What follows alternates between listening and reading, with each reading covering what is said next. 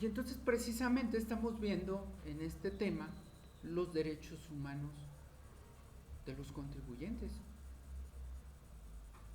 Y la autoridad considera que primero están las obligaciones. Tan es así que cuando nos entrega el alta en Hacienda, el alta en el Registro Federal de Contribuyentes, no vienen nuestros derechos, ¿verdad que no? Vienen exacta y estrictamente nuestras obligaciones. Y entonces nos frustramos como asesores fiscales. ¿Por qué? Porque pensamos que en efecto solo tenemos obligaciones y que los derechos están reservados solamente cuando impugnas un medio de defensa.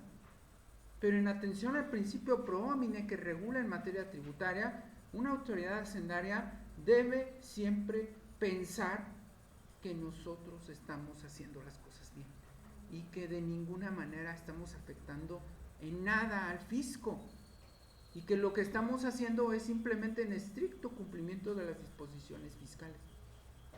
Entonces la autoridad en todo momento debe favorecer al contribuyente, no perjudicar al contribuyente, porque ya eso de perjudicar es un estado arbitrario de los que existían antes. ¿Sí? Y por el contrario, la autoridad debe favorecer en todo momento que los contribuyentes cumplan espontáneamente con sus obligaciones y, sobre todo, realizar dos actos muy importantes, que son brindar servicios y asistencia al contribuyente. La autoridad debe brindarnos asistencia. ¿Se acuerdan que lo vimos en la clase anterior? ¿Cuándo? ¿En qué momento me debe dar la asistencia a la autoridad? En todo momento, en todo contacto que tengamos, antes que nada, nos debe dar una asistencia. Entonces, hasta lo que vamos ahorita, hemos comentado que existen derechos humanos de igualdad, de no discriminación, en materia fiscal, de seguridad de la existencia de las disposiciones fiscales. Debemos de tener un trato humano, nos debe de tratar humanamente. Eso tiene mucha relación con el respeto a nuestra situación fiscal, a nuestra situación física, a nuestra situación religiosa, a nuestra situación intelectual. Nos debe dar un trato humano, nos tiene que reconocer quiénes somos, ¿sí? Y más importante, que no se les olvide, por favor, información y asistencia. Es la garantía más importante que hay en materia fiscal, que la autoridad no da, ni nos informa ni nos asiste. Al contrario, nos la aplica, como dicen por ahí, ¿no? Ahí te va, este es el crédito que tú tienes en tu contra. ¿Por qué? Porque vulneraste las disposiciones fiscales. Oye, ¿y cuándo me informaste y me asististe respecto al cumplimiento de mis obligaciones? Nada más me dijiste que estas son mis obligaciones. ¿Y cuándo me asististe? Ah, no, es que te tienes que meter a la página y ahí viene toda la asistencia y servicio al contribuyente. No, tiene que ser personalizada. Por eso la autoridad tiene funcionarios que se dedican tiene un área que se llama servicios al contribuyente. ¿Y qué creen que es lo que hace principalmente el área de servicios al contribuyente? ¿Qué creen ustedes cuál es su principal función?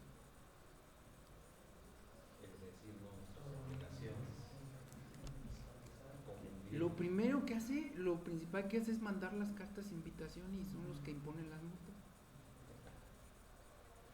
Eso se dedica, a mandar cartas de invitación y a multar.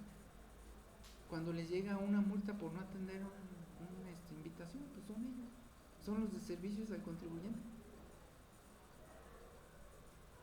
Entonces, ¿qué servicio te están dando como contribuyente? ¿Sí? ¿Qué servicio te están brindando? ¿Sí? Ninguno, no te están brindando un servicio. Vas a la administración personalmente y el servicio que te dan es pésimo. Tienes que esperar ahí un ratote en lo que te atienden, horas, en algunos casos. Pero si eres conocido de alguna persona, pues pasas rápido, sin cita. Me ha tocado ver que pasan sin cita porque conocen a no sé quién. Ah, tú llegas más y ya te pasas, ¿no? Y pues nos damos cuenta, oiga, ¿usted de qué privilegios goza que llegó sin citas y ya lo atendieron? Yo llegué con cita y todavía no me atienden. Entonces ahí es donde te das cuenta que también la corrupción juega desafortunadamente un papel importante en perjuicio de los contribuyentes. Y la corrupción de alguna manera para algunos opera y para otros no, porque yo creo que muchos quisieran tener la corrupción, pero tampoco la corrupción crean que está al alcance de todos los contribuyentes. Hay contribuyentes que quisieran dar dinero pero no tienen esa opción. Entonces tampoco hay igualdad en materia de corrupción tributaria. Pues no. Hay casos en que dan dinero y se acabó, y hay otros que quieres dar dinero y pues nada más no aceptan, no quieren. Entonces tampoco hay igualdad en la corrupción, aunque existe, no es para todos, y eso viola también de entrada porque es corrupción, y en segundo porque no hay igualdad. ¿Sale? Tienes derecho a conocer, a obtener tus devoluciones de impuestos. Ahorita la autoridad más de 5,000 pesos las está negando, por regla general. Olvídense, si tienen una devolución y se las conceden, pues denle gracias a Dios. ¿Estamos? Porque más de 5,000 no hay dinero para dártela. Que sí tienes derecho, que ya me presentaste la documentación, sí, pero no hay dinero. No tengo dinero para entregar a todos los contribuyentes las devoluciones. Y entonces, como el SAT no tiene dinero, pues ¿qué te dicen? Pues no. ¿Verdad? Así sean 1,000 pesos, 5,000, lo que sea, pues no, porque no hay dinero. Y eso vulnera tu derecho. ¿Por qué? Porque aparte es un pago del indebido, es un pago de una cantidad que tú no estabas obligado. ¿Y qué dice la Constitución? La Constitución dice que vas a contribuir de manera proporcional. Y si estamos hablando de que pagaste de más, ya no fue proporcional. ¿Se fijan? Y entonces el sistema tributario, todo el sistema tributario es inconstitucional, porque está basado en pagos desproporcionales. La mayoría de los clientes siempre tiene saldo a favor por el sistema tributario existente. Y se supone que no debes de tener saldo a favor, que debes salir siempre tablas, así, siempre pagué lo debido, ¿sí o no? Ni más ni menos. Y sin embargo el sistema tributario vulnera siempre esos derechos humanos en contra de todos los contribuyentes. Y luego, tengo derecho a conocer el estado que guarda mi situación tributaria. Presento una declaración y después de que presente la declaración, ¿qué pasó? ¿Qué pasa?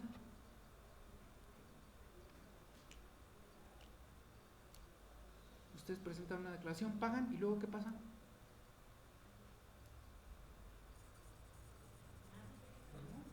Y no tienen derecho a saber qué es lo que pasa después del pago, en qué situación va su pago, en qué correspondió al pago.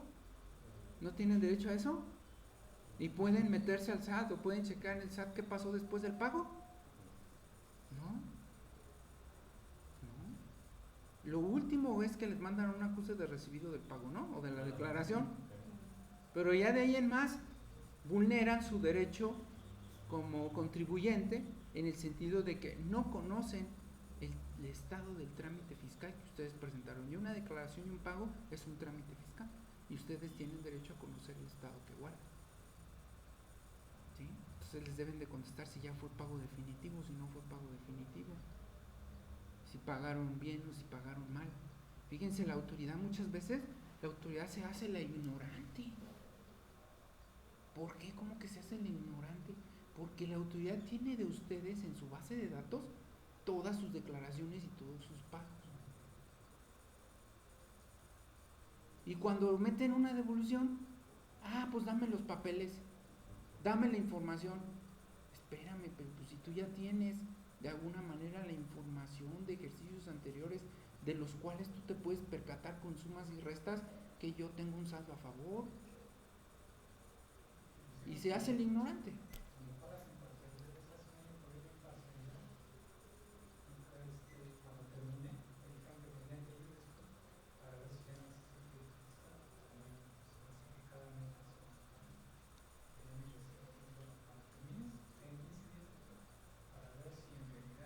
Ya quedó saldado.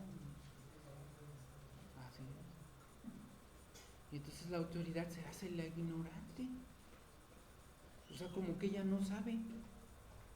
¿Verdad? Tienes toda mi información, tienes todos mis datos desde que nací como contribuyente a la fecha y resulta que no conoces mi situación fiscal. Y tú tienes todo. Y ahí en tu base de datos sí la puedes comparar. Incluso en la base de datos ahí tienes hasta mis principales clientes o proveedores, los que tuvieron relación conmigo. ¿Sí? Y entonces pues ahí está. Entonces yo tengo que saber en qué va mi trámite, como decimos, después de que inicia. Ahora, tengo que conocer tengo derecho a conocer la identidad de las autoridades. Cuando ustedes presentan una declaración y un pago de impuestos, ¿ustedes saben quién recibió ese pago y esa declaración? Ahí está. ¿Cómo saben si fue el chico o la chica del servicio social del SAT? Ella se está echando chisme. ¿Sí? Entonces, ¿qué tal si fue un funcionario no competente? El que recibió la declaración y pago y ya está viendo todo eso. Y luego resulta que se roban las bases de datos y las venden o las pasan a personas. Y entonces la usan hasta secuestradores. Oye, dime quién es el que tiene más ingresos en México. Pues hay medianito, no vaya a ser Carlos Slinga, medianito. No, pues es Juan Pérez, pues sobre él, dame su domicilio, dame sus datos y yo lo busco. ¿Sí? Y entonces no sabemos quién recibe nuestra información. Es un sistema electrónico y dice la Constitución y dice la Ley Federal de Derechos del Contribuyente que debe ser autoridad competente. Díganme si un programa de cómputo es autoridad. ¿Verdad que no?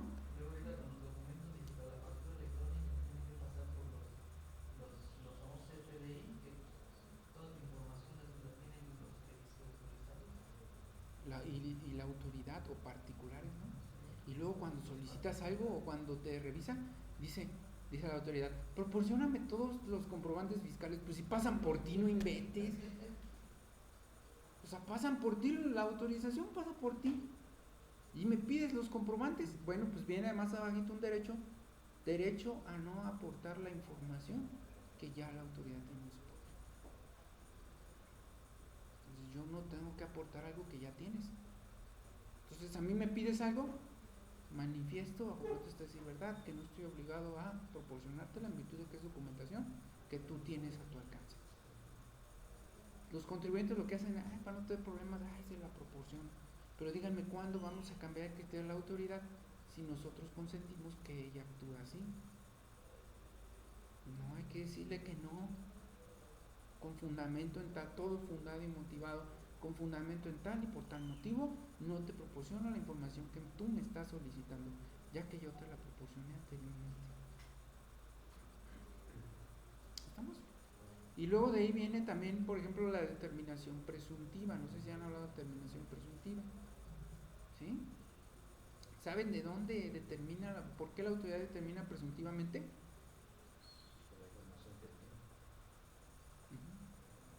¿Saben por qué determina presuntivamente? Porque huimos, nos escapamos, no nos localizan, no nos encuentra o no tenemos contabilidad. Entonces tiene que determinar de manera presuntiva los actos, operaciones. ¿Y de dónde saca la información? Dice atinadamente aquí el tocayo, dice, de la información que ella tiene. Y de ahí debe tomar los datos. ¿Sale? Entonces la autoridad tiene toda nuestra información y ya sabe nuestros ingresos, egresos, deducciones, y de ahí debe sacar todo para determinarnos, sin necesidad de que nos soliciten ninguna información. Pero bueno, ya quedan ustedes si quieren hacerle caso a la autoridad, darle por su lado o ponerse recios a no contestarle o a contestarle negativo. Bien, tenemos derecho a obtener copias certificadas de nuestra documentación y declaración. Si yo perdí, bueno, me pasó en una ocasión que un cliente perdió un pedimento de importación y entonces, fíjense lo que son las cosas, le hicieron una revisión y la autoridad le pide el pedimento de importación y le dice el contribuyente a la autoridad, ¿sabes qué es que se me perdió? No, pues yo no sé cómo le haces, me tienes que dar el pedimento de importación. El pedimento de importación lo tiene la autoridad. No tiene la autoridad y se lo pidió. ¿Por qué me lo pides? Pues es que hace 20 años que fue la importación. Pues yo lo perdí. No estoy obligado a presentarte los documentos, ¿verdad? Entonces tú lo debes de tener autoridad. Está en tus manos. Por ti pasan los pedimentos. Te quedas con un juego de pedimento. ¿Estamos? Y entonces así sucesivamente. Entonces no le den toda la autoridad. Ya si quieren ser condescendientes, pues ahí están en su derecho. ¿Sale? Bueno, existen los derechos humanos y deben ser respetados. Eso es innegable. Esa es la seguridad jurídica. Que existan derechos y que sean respetados y que estén en una ley. ¿Sale? Siguiente derecho humano. Las disposiciones tributarias deben ser interpretadas en el sentido más favorable al contribuyente. También tenemos derecho a la educación tributaria, a que nos eduquen en materia de impuestos, que nos enseñen, ¿verdad? Que nos den, venimos a la escuela, que nos eduquen, a que nos enseñen, a que nos instruyan respecto a impuestos, pues es un derecho, es una obligación de la autoridad. Tenemos derecho a la información fiscal, tenemos derecho a una expresión en materia fiscal. Nosotros nos podemos expresar lo que queramos en materia tributaria, siempre y cuando lo hagamos de manera pacífica y respetuosa, y podemos decir lo que queramos en materia tributaria. ¿Estamos? Entonces, tenemos el hecho generador, o sea, realizamos una actividad económica. Antes de la actividad económica, aquí, yo tengo mis derechos humanos y garantías en materia fiscal. ¿Sale? Cuando la autoridad realiza su revisión, o sea, sus actos o facultades de comprobación, se tiene que sujetar a los derechos humanos y garantías. Entonces los tiene que respetar y favorecer derechos humanos y garantías.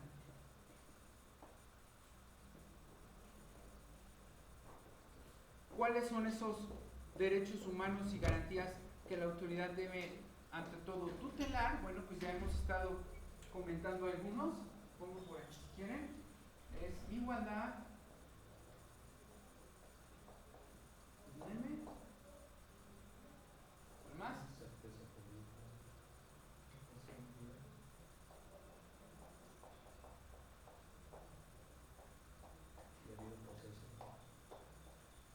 Esto no lo vemos. Busquemos. No discriminación, trato humano,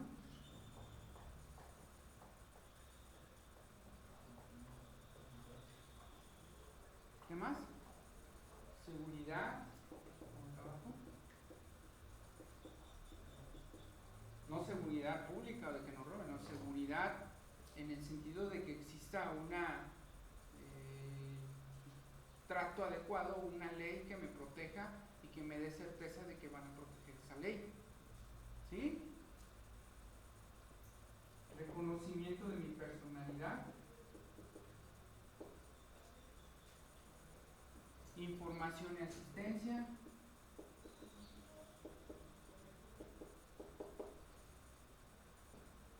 conocer el trámite,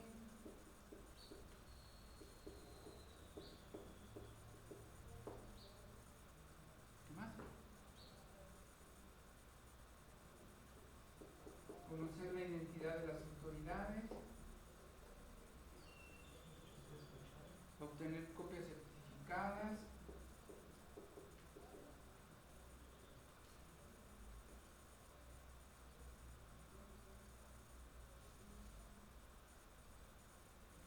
respeto de los derechos,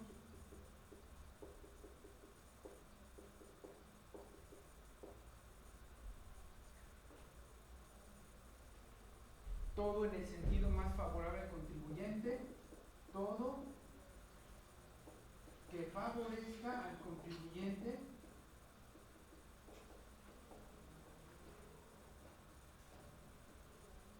este yo lo veo como que la autoridad siempre piensa mal de nosotros, ¿no? Pues al contrario, de acuerdo a esta disposición, siempre debe pensar bien de nosotros. ¿Sí me explico? O sea, siempre debe pensar que no debemos impuestos. ¿Estamos? Así debe ser la ideología de una autoridad. Ah, no, él no debe. Vamos a acreditar que sí deba. ¿Estamos? Es diferente a decir, si debe y que me demuestre. No, eso ya cambió. Ahora es, ella no debe impuestos y tengo que demostrar que sí los debe. ¿Me explico? Todo en el sentido más favorable. ¿Estamos? Educación tributaria, con cursos, con capacitaciones, con pláticas, con reuniones. ¿Saben quién sí favorece mucho este tipo de situaciones? El Instituto Federal Electoral. Ellos dan muchas conferencias en las universidades respecto a materia electoral. Pero yo nunca he visto que anden los del SAD en las escuelas dando conferencias. ¿Vale? Luego, información, que me den información. ¿Ya lo puse, no? Sí. Ahí. Información y asistencia. Expresión, libertad de expresión. Bueno, pues en la lista que llevamos hasta ahorita, creo que son muy poquitas obligaciones tributarias en comparación a los derechos que tenemos, ¿verdad? Y todavía no acabamos, todavía nos faltan. De los cuales desafortunadamente la autoridad hace caso omiso de la mayoría de ellos, ¿no? Y los contribuyentes somos, los mexicanos somos, como dicen por ahí, muy agachones, dicen algunos, ¿no? El ser, lo contrario de agachón no implica ser persona agresiva, ¿no? Simplemente ser una persona que defienda sus derechos de manera pacífica y respetuosa, siempre. Entonces, si alguien los está afectando, tienen que defender sus derechos. No sé, si yo los repruebo en el primer parcial, no se deben de quedar así. ¿Qué van a hacer? Pues se tienen que defender de manera pacífica y respetuosa. Licenciado, estamos inconformes de que todos los hayamos reprobado. Si hubiera sido uno, pues es obvio, ¿no? Una persona que no estudió, pero ya al ser todos, creo que lo que está pasando es que usted no está evaluando adecuadamente. Pues se tiene que defender de manera pacífica y respetuosa. ¿Estamos? Así debe ser en materia tributaria, sin enojarse, como dicen por ahí, alega pero sin enojarte, ¿no? Porque el que se enoja pierde, siempre dicen por ahí, ¿no? Entonces, pues ahí está. Entonces, para efectos de que la materia tributaria funcione, yo tengo el derecho o la libertad de expresarme de manera pacífica y respetuosa. Siguiente, tengo derecho a un medio de defensa adecuado.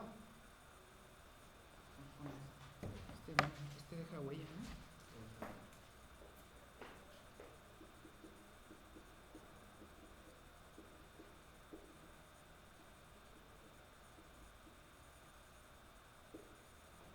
¿Y cuál es ese medio de defensa adecuado? ¿O cómo sé que estoy teniendo un medio de defensa adecuado en materia tributaria?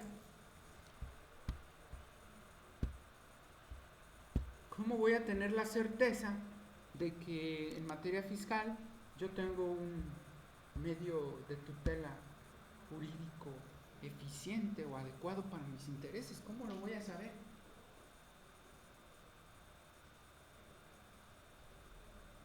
¿Cómo lo voy a saber? ¿O cuándo va a ser un medio de defensa eficiente para mí?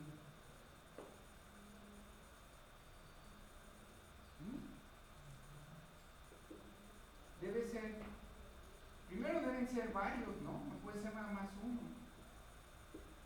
Debe ser sencillo, debe ser rápido, debe ser apegado a derecho,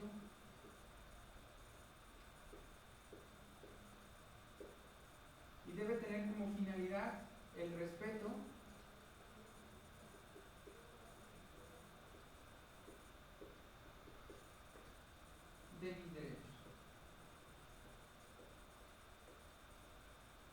para que sea eficiente, ¿verdad?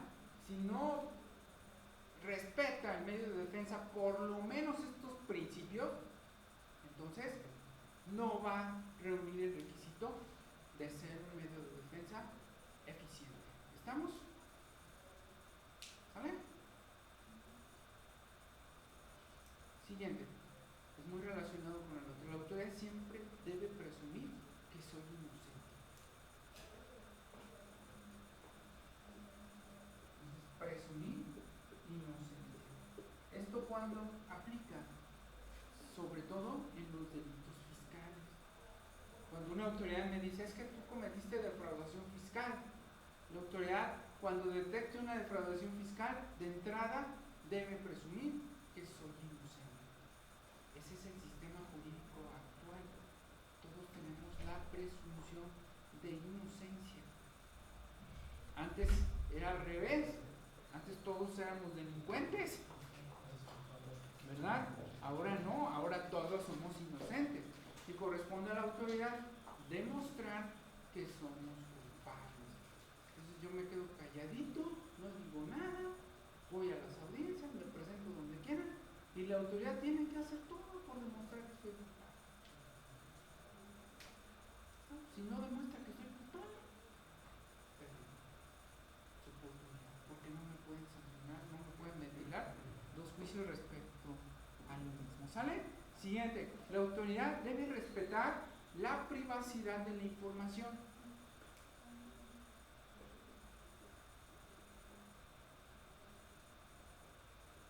¿Qué creen que estamos respetando? Si ustedes fueran funcionarios del SAT, ustedes se meten con sus usuarios y contraseña, y ustedes pueden tener acceso a cualquier contribuyente de la República Mexicana. Cuando se supone que la autoridad solo puede actuar en el domicilio donde es competente. Entonces, una administración de Celaya, de Guanajuato, perdón, o que conozca de Guanajuato, solamente puede meterse a la base de datos de los contribuyentes de Guanajuato, ¿sí o no? Porque tiene una competencia territorial, ¿cierto? Pues no, eso no pasa en la realidad. Un funcionario de Querétaro se puede meter a ver los datos e información de un contribuyente de la Ciudad de México o del Estado de Guanajuato.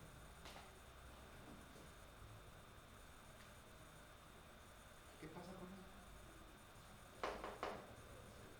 Se violenta al principio el derecho humano de privacidad. Y resulta que todo el mundo se entera porque todos los funcionarios pueden meter. ¿Sí? Cualquier funcionario del SAT puede meterse. A ver, yo soy funcionario del SAT, vamos a meternos a la cuenta del licenciado Armando Llanos. Ya se meten a la cuenta del licenciado Armando Llanos y pueden ver todo lo del licenciado Armando Llanos sin ni siquiera ser autoridad competente. ¿Estamos? Entonces ahí está. Y ya después cuando me revisan, no, yo no conozco de tu información, demuéstrame. Pues no, o sea, ¿me tienes conocido o no me tienes conocido? ¿Sale? Entonces, el que les decía, tengo derecho a no aportar los documentos que la autoridad ya tiene en su poder. No aportar. Nuevamente, información. Si yo ya aporté una información, una documentación que me solicitaste, ¿por qué me lo estás pidiendo? Y pasa muy seguido. Les voy a poner un ejemplo. La autoridad fiscal,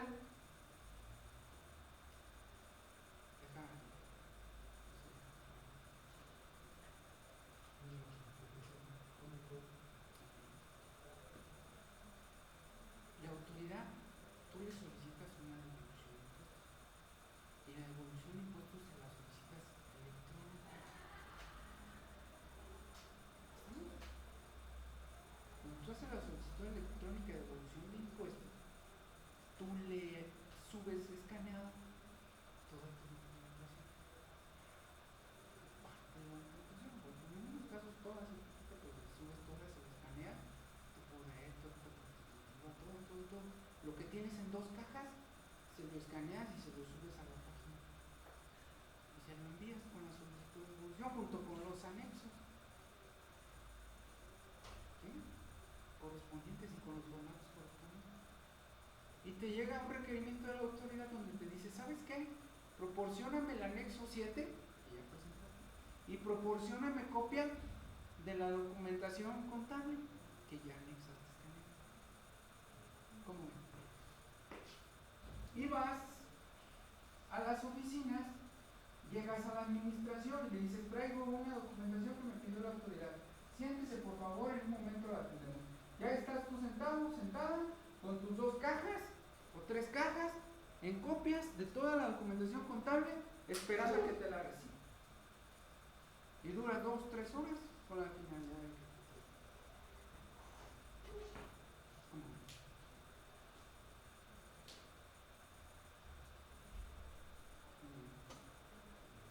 Bueno, les voy a grabar un poquito más la situación y es real. Ya te reciben las cajas, se las entregas y te mandan llamar. Oiga, no puede venir porque no le entendemos al solicitud. Ya vas, te metes a la oficina, tú entregaste tus cajas selladas hasta con cita para que no se abrieran o algo. Y llegas a la entrevista con el funcionario del SAT y te das cuenta al voltear a ver tus cajas, pues tienes bien identificadas, que ni siquiera han sido abiertas. Ya van a ver.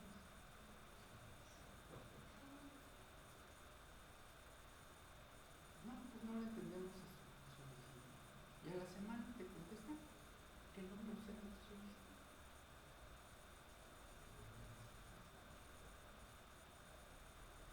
¿Cómo?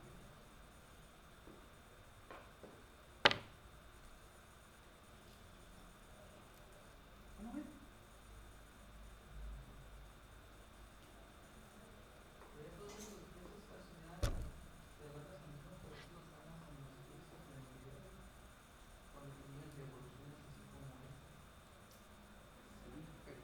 Aquí el problema es la serie de violaciones a los derechos humanos que existen.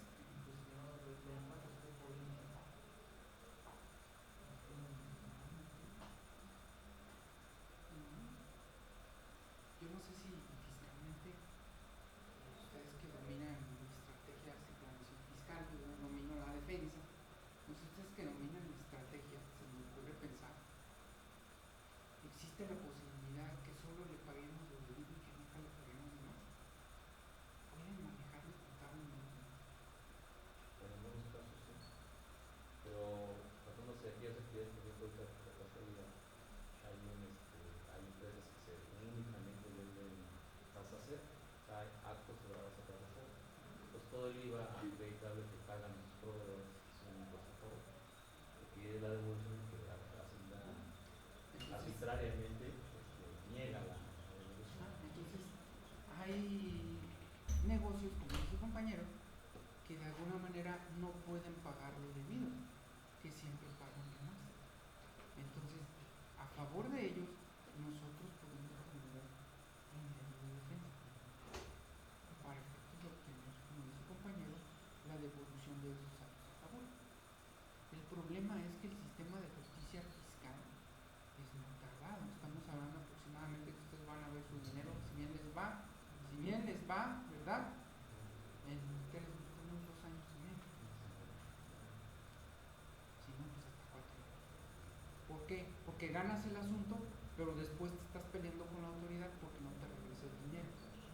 Entonces ya lo ganaste y le ordenan a la autoridad que en 20 días te regrese el dinero. ¿Y qué hace la autoridad?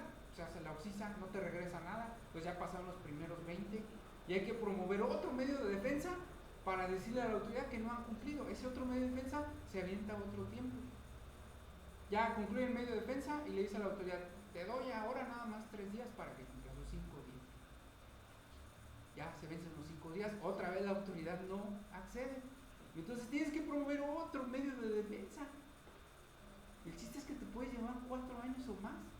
Me ha tocado ver asuntos que tienen aproximadamente desde el 2006 y a la fecha todavía no les regresan su dinero. Sigue el litigio. Ya ganaron el asunto, ganaron que le regresen su dinero. Pero a ver, sácase las fuerzas a la autoridad, no se puede. Si tú le debes son 45 días. Y te ejecuta, ¿no?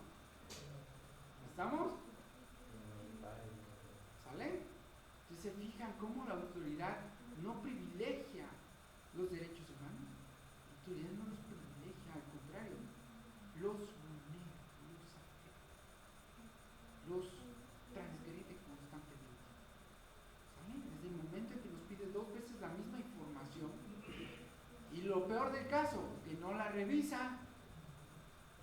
¿Para qué la quieres?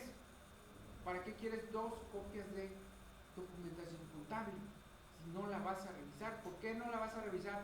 No porque seas mala onda, porque tienes 100 cajas por revisar. Materialmente, humanamente no puedes como contador revisar en un mes 100 cajas de contabilidad, ¿sí o no? ¿Verdad que no? Pues es un proceso que la empresa o el negocio le llevó un año. Imagínate tú cómo en un mes vas a poder revisar 100 cajas, porque no nada más es un contribuyente, son de bastantes que llevan sus cajas por ahí en ese viacrucis fiscal. ¿Estamos? ¿Sale? Entonces, siguiente, la autoridad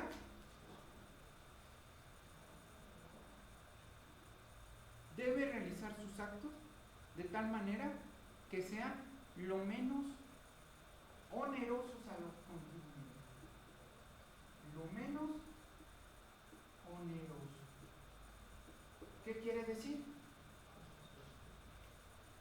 Que todas las actuaciones de la autoridad del contribuyente deben ser lo menos gravosas, o sea que me tienen que salir bien barato, lo más barato. ¿Pero qué dice la autoridad? Ah, es que ese principio es para mí, oye. Tiene que ser lo que me salga más barato a mí. No, es lo que le salga más barato al contribuyente. Si le sale barato llevar 2 cajas de contabilidad, mejor porque no vas tu autoridad de tus oficinas al domicilio fiscal del contribuyente a revisar la documentación. ¿No es más barato así para mí como contribuyente? Quiero revisar tu contabilidad, tráemela. Me sale más barato que tú vengas y me la revises. Y es un derecho humano que me salga a mí barato. Porque a mí me salió oneroso sacar 2 cajas con copias. ¿Estamos? Entonces, bajo esa tesitura podríamos impugnar el dictamen fiscal también.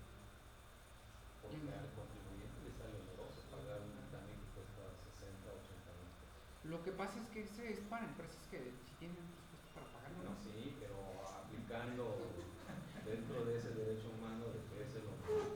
Sí. Yo creo que para que se respetara, la autoridad debería de hacer el dictamen. Por eso, o sea, como antes la autoridad los hacía, en que pues le pasó la carga al contribuyente. Bueno, eso le conviene a los contadores, eso les conviene a los contadores, ¿verdad? Pero al contribuyente sí le afecta. Claro. Porque es oneroso.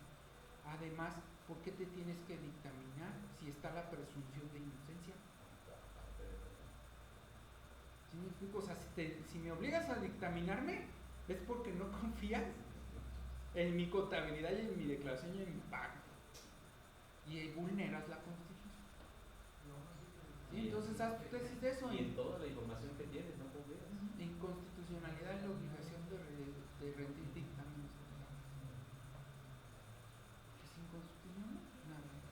Viola directamente el primero del constitucional de que todos debemos de tener la certeza de que todo es a nuestro beneficio y que todo debe ser lo menos oneroso. ¿Sí? Y la presunción de inocencia, todos esos principios los vulneran. Seguridad jurídica, proporcionalidad y equidad. ¿Estamos? ¿Sí? Y desaparece el dictamen fiscal. No les conviene a los colegios de contadores, pero a fin de cuentas al que tenemos que proteger es al contribuyente, no al colegio de contadores, ¿verdad? ¿Estamos? Siguiente, entonces lo menos oneroso, el que sigue, derecho a pedir, a solicitar, que se llama derecho de petición.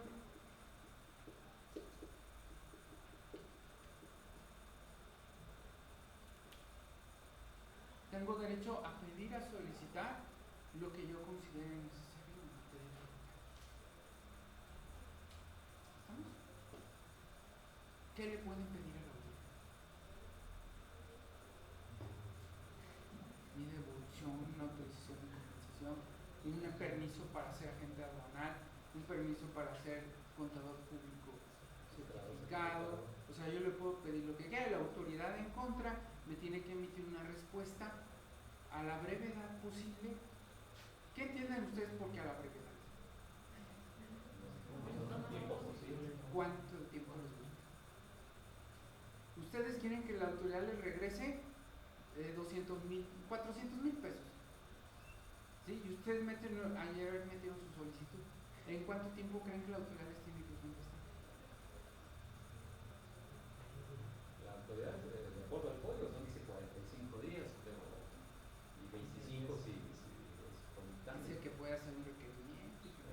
¿Cuánto es la más breve? Pues ya, a mí me urge, lo más breve es ya. Mañana. Ya, el lunes. Ya, rápido. Eso es breve. Si el lunes no les contesta, ustedes ya pueden promover juicio de amparo. Pero bueno, van a tener que acreditar la urgencia. A lo mejor necesitan para pagar proveedores, pagar sueldos, pagar, no sé, entonces lo van a justificar y en ese sentido la autoridad va a tener que contestarle rápido. Y en el amparo, la autoridad les va a contestar de manera inmediata, en el plazo que marque la ley de amparo para contestar. ¿Estamos? ¿Hecho? Entonces, el juicio de amparo, de lo que estamos viendo hasta ahorita, es un medio de control de estos derechos humanos y garantías. Es un medio para que la autoridad respete esos derechos humanos y garantías cuando el mutuo propio no lo realiza. ¿Sí? Si se trata de tiempo, la semana pasada hablé para un Infonavit, tengo un trabajo, y le dije, envíame 7 días para ver para el ¿no? Ya me sentí esta vez después, y me dijo, pues tengo que estar en el proceso. Tú ya podrías presentar tu juicio de amparo. Tú le vas a poner en tus hechos, bajo protesta, decir, ¿verdad? Solicité tal día, tal cosa, me dijeron llamar, llamé, es la fecha que no me han contestado, yo necesito esto, por esto, por esto. Motivo por el cual solicito que se me dé inmediata respuesta a mi petición, ya que se está violando mi derecho a la petición y a una respuesta breve, a la brevedad respecto a mi solicitud. Entonces el juez de amparo le va a pedir el informe y le va a obligar a que te conteste. Y no va a venir a esperar esto. O sea que ahí en ese caso, si él hace eso, lo único que va a ganar es que le responda. no sé, Y ya, pero es lo que él quería, como dice, pues yo ya quiero que me responda, por lo menos que me digan que no, ¿verdad? Pero que me responda. Y entonces este medio es un medio adecuado para el control de los derechos humanos como el de petición. ¿Sí? Entonces igual, si me estás pidiendo copias, bueno, no hay motivo de copias y me afectas, pudiera proceder al medio. porque lo presenta debe de ser licenciado en Derecho o cualquier Y cualquier persona que se vea afectada en sus derechos humanos o libertades. Lo vamos a ver más adelante. ¿Sale? Siguiente. No me puedes aplicar las disposiciones de manera retroactiva.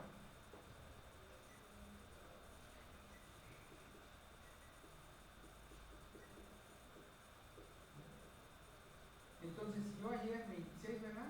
26 de julio,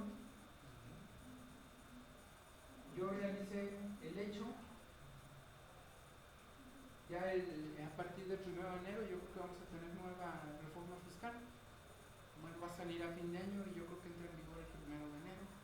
Entonces, si el 2 de enero tú me quieres aplicar la disposición tributaria al pasado, no, está prohibido. Tienes que aplicar esta. Pues por eso es importante que ustedes conserven las disposiciones fiscales y vayan teniendo sus leyes fiscales que a veces nos requieren de ejercicios anteriores donde ya no está vigente una disposición. Nos quieren aplicar una nueva, pues no se puede. Lo que sí se puede es que la autoridad me puede aplicar la norma vigente nada más respecto al procedimiento. ¿Cuál es el procedimiento? El procedimiento de pago. Entonces, por ejemplo, si dice, ¿sabes qué? Es que antes te autorizaba que fueras al banco, ¿verdad? Pues ¿sabes qué? Aquí sí podías, pero ¿sabes qué? Acá no, acá ya no puedes ir al banco. Ay, sí, entonces ¿cómo te voy a pagar? Pues solo están autorizados para recibir pagos el Oxxo, el Extra, Costco, nada más. ¿Sí? ¿Otro? No. ¿Estamos? Pues dicen que en el Oxxo se paga todo, estoy haciendo publicidad. Pero bueno, pues ahí está, ¿no? O sea, sea, y a eso sí nos tenemos que ajustar. ¿De hecho? No, es que antes me convenía más porque pues, podía hacer una transferencia electrónica. Ahora la autoridad muy viva, como ya llegó un convenio con esas compañías, ahora en efectivo y ahí. Y entonces ahí me cobran 10 pesos, ¿sí? Y la empresa le paga a la autoridad fiscal de ahí 5 pesos, por ejemplo, que llevan un convenio micha, pues no. Entonces ahora la autoridad dice, no, solo si pagas en esa compañía, si no pagas en esa compañía, no, pues ahí nos tenemos que ajustar. Esa sí puede ser retroactivo. ¿Estamos? Otra disposición diferente no puede ser retroactiva, porque vulnera este derecho humano. ¿Sale? Bien, siguiente. Están prohibidos los actos privativos. Tampoco. No puede ser en beneficio. En materia penal, aquí no. Aquí te sujetas a la disposición. Si sale una nueva, no. De hecho, incluso ni en las condonaciones, si se fijan, vienen bien específicas de nada más por el ejercicio 2008.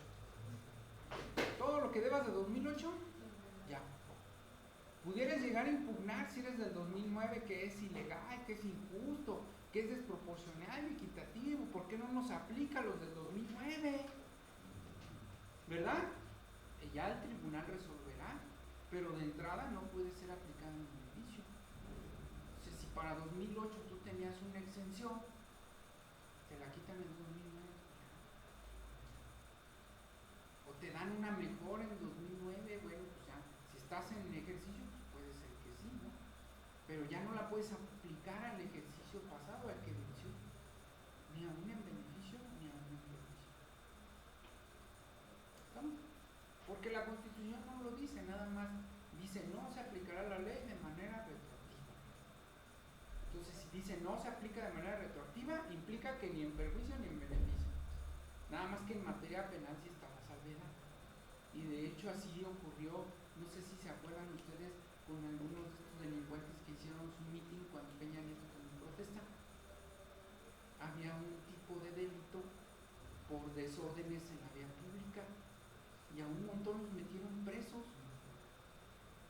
Y entonces el Congreso del DF modificó el Código Penal de volada, en una semana lo modificó, con la finalidad de ya que salieran todos los estudiantes de esos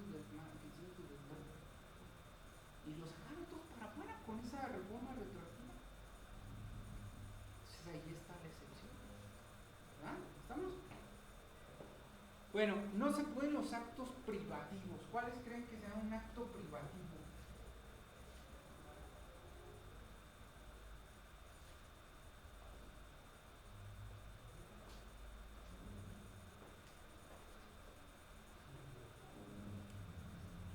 No se pueden los actos privativos en materia fiscal.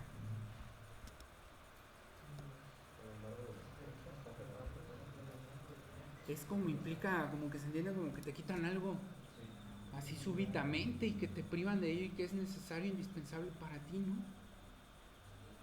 ¿Sí? Entonces, ¿cómo podría ser un acto privativo? Pues pudiera ser un embargo o un congelamiento de cuenta, que ese sea un acto totalmente privativo, inesperado, inusitado, súbito, que surgió de la nada e incluso puede ser hasta por capricho de la autoridad. ¿Estamos? Entonces no se pueden los actos que te priven de tus propiedades, posesiones o derechos. Ningún acto te lo puede privar, a menos de que exista una orden o un mandamiento fundado y motivado de autoridad competente en la que justifique la razón o proceder de su hecho. Si no, no se puede. A eso se le llama seguir las formalidades esenciales del procedimiento y que la autoridad se sujete a las normas y procedimientos legalmente establecidos. Si la autoridad no se sujeta a los procedimientos, pues en consecuencia el acto todo va a ser nulo, aunque yo deba impuestos. Y ahí venimos, y ahí cae todo lo que vemos injusto. Por ejemplo, pasó aquí en el caso de México. ¿Qué pasó con la francesa? ¿Sí? Florence Cassé. Todo estaba acreditado de que era responsable. pero no sirvieron las formalidades esenciales del procedimiento y la dejaron libre. Y todo el mundo se enojó. Y acaba de pasar también con una persona, que no recuerdo su nombre, ni sé quién es, pero que violaba niños. Igual, hubo violaciones esenciales al procedimiento y quedó libre. ¿Estamos? Y ahí lo vemos mal y gravoso y decimos, híjole, ¿por qué dejaron salir a ese desgraciado o esa desgraciada? A ustedes ni les hizo nada y se están molestando, ¿verdad? A mí no me hizo nada Florence Cassés. Pues no tengo por qué molestarme. A mí no me hizo nada, mira, tampoco tengo por qué molestarme. Le tengo que desear lo mejor y darle mis bendiciones, pues que Dios lo bendiga y lo cambie. Y que sea un ser humano mejor y adecuado y se inserte en la sociedad. Pero no, siempre recargamos nuestro odio sobre personas y nos ensañamos en contra de ellas. Cuando les debemos desear lo mejor, porque lo que tú deseas, eso se te concede. Y pasa mucho en las empresas, ¿no? El subordinado que desea, ya que corran este desgraciado, que ya no lo aguanto. Sí, ya que lo corran. Pues con esos malos deseos, pues eso te va a pasar y al rato te corren primero a ti. No, ¿qué le debo desear? Que sea gerente regional y que le vaya súper bien. En consecuencia, ¿qué va a pasar? Se va a ir de ahí y te vas a subir a su puesto. En cambio, si le deseas el mal, pues te va a llegar a ti el mal. O él mismo, porque ese instinto negativo se huele a distancia, dicen por ahí, ¿no? ¿Sí? Entonces, ¿yo qué le voy a desear a mi jefe o a mi gerente? Que sea súper rico, que se vaya, que tenga yates, cruceros y que se vaya a vacacionar de por vida. Sí, que sea director general y que se vaya a Francia, allá que dirija toda la empresa. ¿Sí? ¿Y qué va a pasar? Pues el día que se vaya a Francia y como los buenos deseos se sienten, te va a hablar, ¿sabes qué? Estoy en Francia, vente conmigo. Para seguirte haciendo la vida imposible. Pero vente conmigo, ¿no? Porque ya me volví codependiente, estarte fastidiando la existencia. Pero tienes la seguridad de un mejor puesto y que nadie te va a correr, ¿verdad? Y así debe de ser, o sea, es muy difícil cambiar esa mentalidad, pero los seres humanos debemos de tener una tendencia a desearle el bien a los demás. Y ese bien se nos va a ser retroactivo, ese sí va a ser retroactivo, ¿verdad? Se nos va a regresar. Sí, y así debe ser la filosofía, que híjoles, yo quiero el puesto de licenciado Llanos, aquí en la universidad. Pues decían al licenciado Llanos que dé clases en el TEC de Monterrey o una universidad de Estados Unidos. Sí, para que se vaya y me deje su puesto. Pero si le deseo que le vaya mal, pues a qué le va a ir mal es a mí, pues de entrada voy a reprobar por mi negatividad, ¿verdad? Así debe de ser, o sea, siempre debemos de desearles a las personas lo mejor, que estén mejor que nosotros, que les vaya mejor que a nosotros, que sean felices.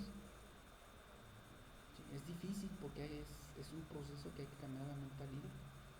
Entonces, es lo que pasa con la autoridad también. La autoridad siempre nos desea, tiene la filosofía de que paguemos más dinero. O sea, la autoridad siempre quiere más, es un ente insaciable. No puede saciar su hambre de dinero. Y eso es histórico, a través de la historia todos los estados han sido insaciables, devastadores. El Imperio Romano, ¿para qué creen que conquistaba tantos pueblos? ¿Para hacerse el más poderoso? ¿Para qué conquistaba tantos pueblos el Imperio Romano? Para recaudar más, para tener más dinero. ¿Sí? Entonces, así históricamente el Estado ha sido insaciable. No lo van a poder saciar. Nosotros sí llegamos a un momento en que nos conformamos y decimos, bueno, pues ya por lo menos tengo mi sueldito, ¿verdad? Gracias a Dios ya lo tengo, ya estoy tranquilo. Pero la autoridad dice, no, necesitamos más, queremos más. ¿Y qué es lo que hace la autoridad? Si ustedes se van a la ley de ingresos, cuando la autoridad quiere más, todo lo impacta en el impuesto sobre la renta. ¿Sí? Si quiere más, vamos a ver qué hacemos con el impuesto sobre la renta para obtener más ingresos. De hecho, ya están hablando de que lo van a subir a una tasa del 32%.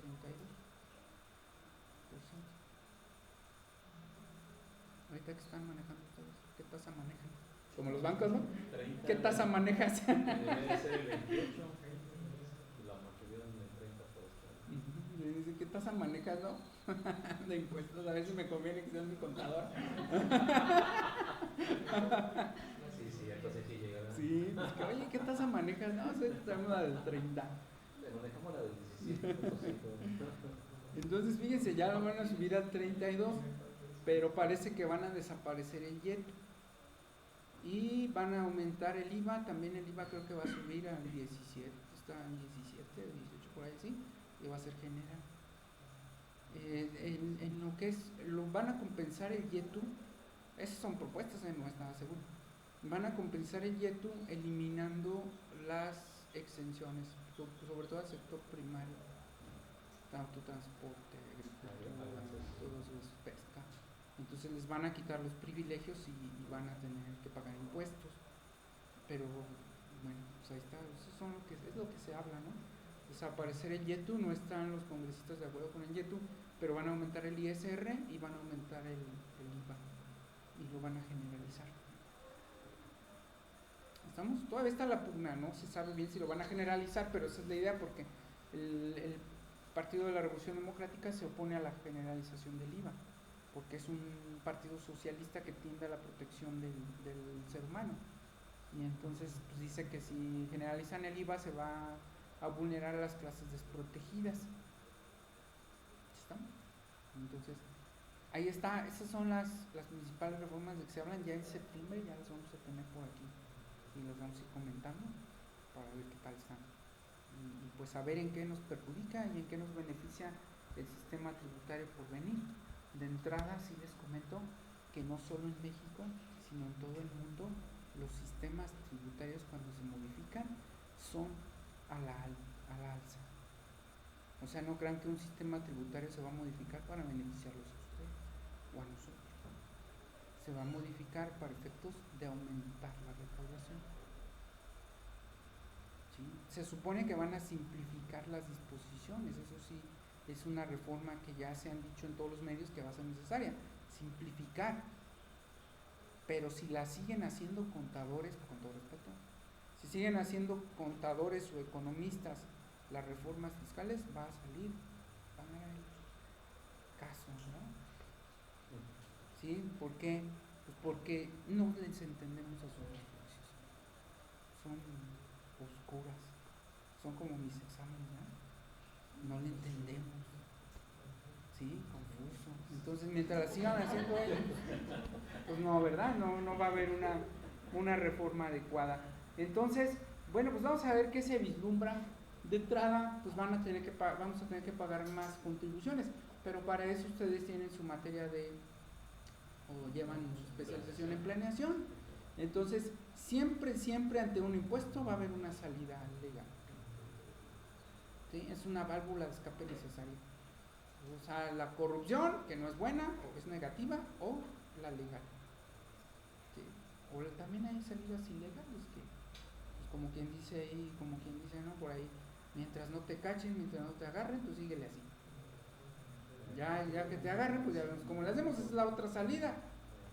Y ya nos quitamos de planeaciones, ¿no? Entonces siempre va a haber una salida. O sea, ustedes cuando llega una reforma se espantan, ¿no? Siempre hay salida.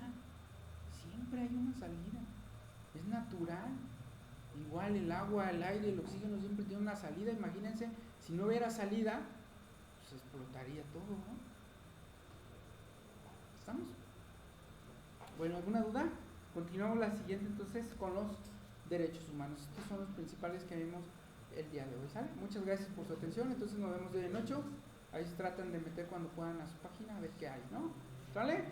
Gracias. Los que no se han metido, pues métanse y pídanle a sus compañeros cómo estuvo el asunto la clase anterior para efectos de que estén bien. Sí, te digo que yo la tengo en español. ¿Sale? Gracias, que estén bien.